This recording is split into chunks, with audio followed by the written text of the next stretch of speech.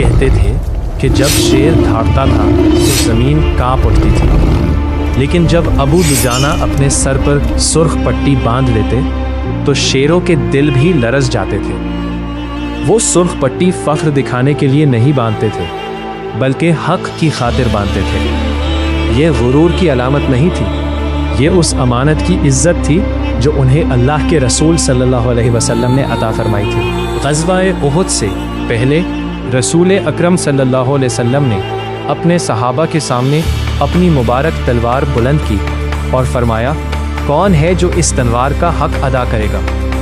بہت سے صحابہ آگے بڑھے، لیکن نبی کریم صلی اللہ علیہ وسلم نے وہ تلوار صرف ایک شخص کو عطا فرمائی، اور وہ تھے ابو دجانہ۔ ایک دن نبی کریم صلی اللہ علیہ وسلم نے انہیں جنگ کے میدان میں اکڑ کر چلتے دیکھا تو صحابہ سے فرمایا، یہ وہ چاند ہے جسے اللہ پسند نہیں کرتا سوائے میدان جنگ کے۔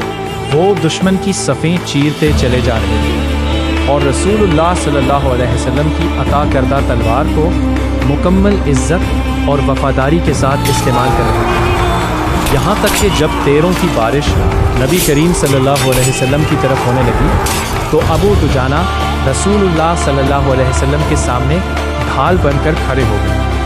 تیروں نے ان کی پشت کو زخمی کر دیا، مگر وہ ہٹے نہیں۔ صحابہ جانتے تھے جب ابو دجانہ سرخ پٹی باندھ لیں تو اب وہ موت تک لڑیں گے۔ یہ تھے ابو دجانہ سرخ پٹی والے شیر۔